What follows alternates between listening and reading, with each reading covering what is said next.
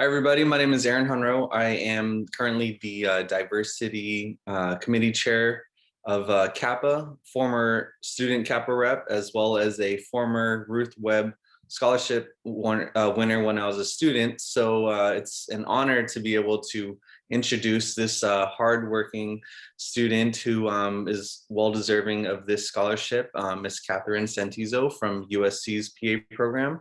So without further ado, we're going to ask Catherine to introduce herself, and then we'll go ahead and ask a few questions for her. Okay, so hello everyone. Thank you so much, Erin, for that introduction. My name is Catherine Santizo. I am a second year student at USC Keck School of Medicine, their PA program.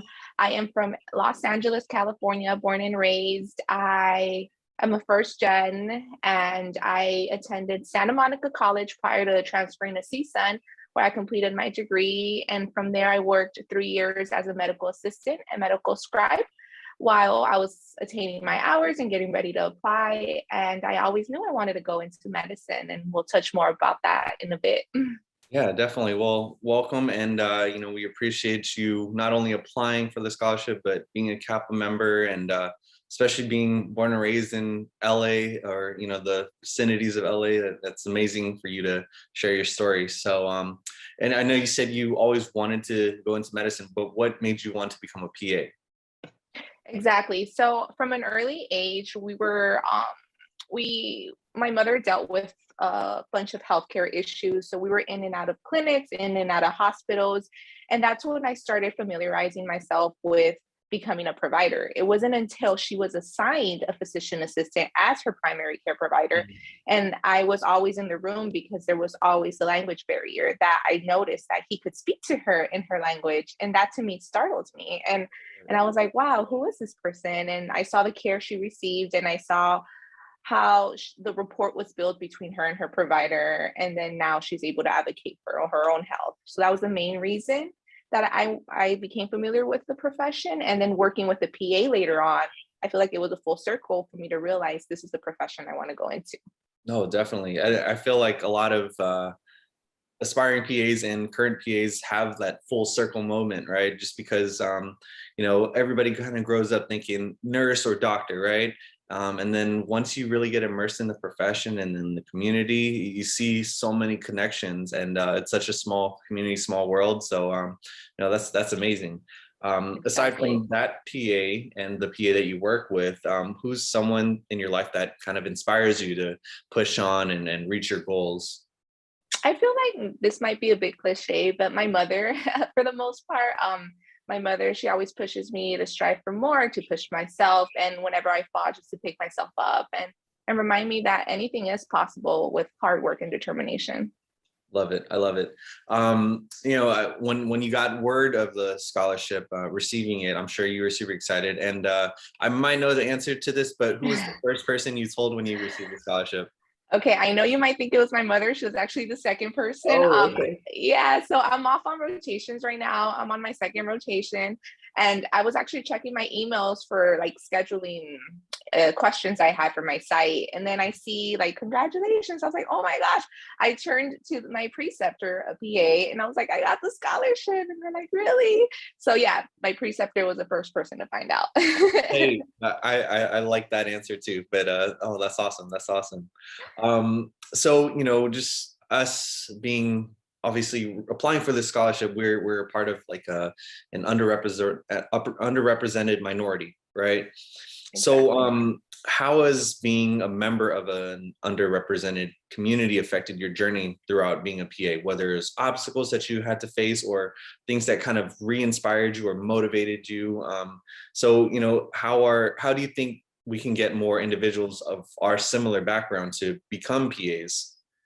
Yeah, that's a very good question. And I feel like Kappa did a great job touching on this in one of their articles, how like students that are from underrepresented communities and are marginalized in a way that there's not a lot of representation around them. Like I stated, growing up, I don't remember seeing providers that looked like me. I remember always having that language barrier, and that's why I had to be there with my mom to translate, right? Because a lot of the times things just got lost in translation.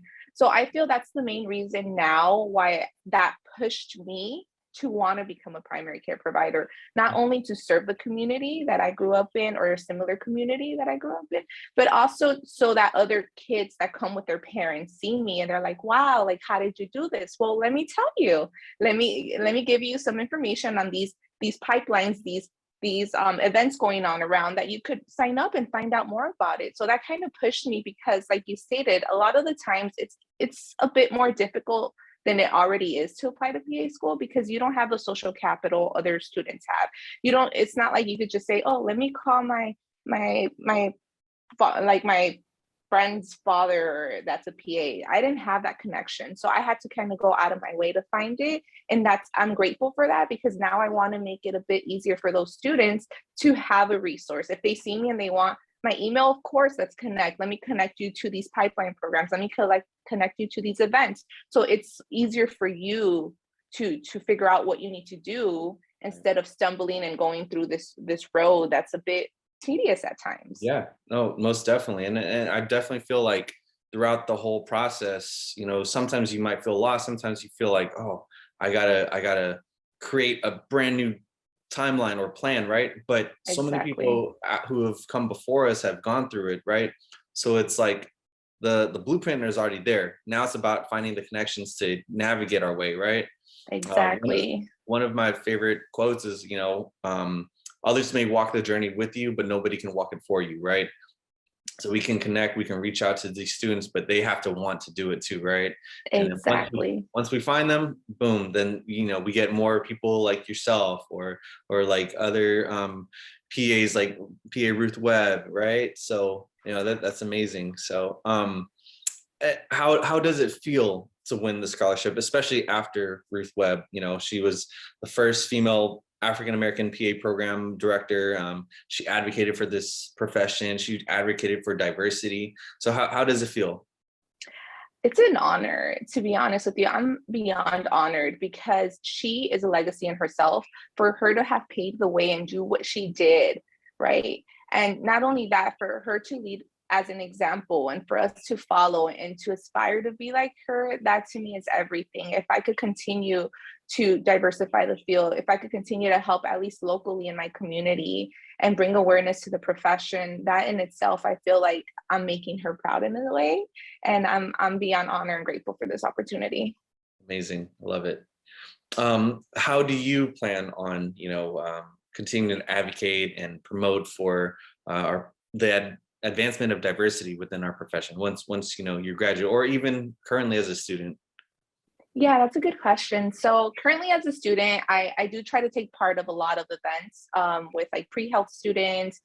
When students reach out to me and they want mentorship, of course, I give them an email. I mean, I don't have all the answers, but I could kind of tell you what I did. I could kind of sit down with you and do a mock interview, which I've had the pleasure of doing before. And I feel like that was amazing because I didn't have that resource to do a mock interview with the PA. And this incoming student that got accepted had the opportunity to do that with me. So I feel like now we're paving the way because now she could bring that forward and move that forward with a future PA student. So I feel just staying involved in those events and remembering like I started in that position. So let me lift someone up with me. If I can, let me lift someone up. Every opportunity I have, I try to lift someone up because I remember how it was being a student and I will never forget because I'm grateful to be here.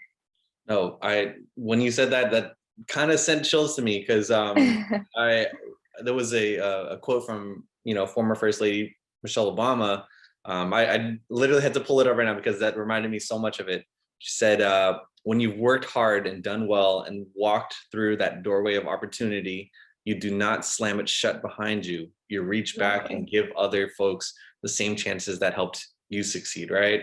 I think that was, very relevant to where we are, where we've come, and where we will go, Exactly. So post grad, let's fast forward. What would you like to do in terms of specialty, area, location, all that? Okay, so I mean, I am in a primary care based program at Keck. So my plan is to work in family practice, and that's my rotation right now, and I love it. I love being able to talk to the patients, to relate to them, to follow their care in the long run, not just for the moment, but overall. So I have my eyesight on primary care. We'll see what the future holds. I want to rotate between pediatrics, women's health, but for the most part, primary care focused. And if I specialize, it probably will be in the future, but that's what my main focus is for right now. I love it. Well, I can't think of somebody more deserving. I know we had many qualified applicants, and it speaks volumes to not just our future profession, but the future advancement of, like us, underrepresented minority students. So I hope one day you take my position here at Kappa, and or do something more for the community as you've already been doing.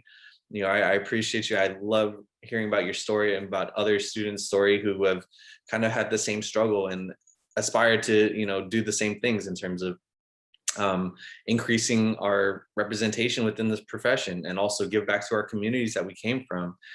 So we appreciate your time, and best of luck to you throughout the rest of rotations, for the pants and future practice. And it's amazing, and it was a pleasure speaking with you this morning, Catherine.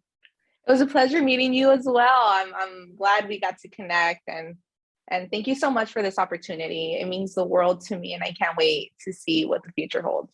Sounds good. Congratulations.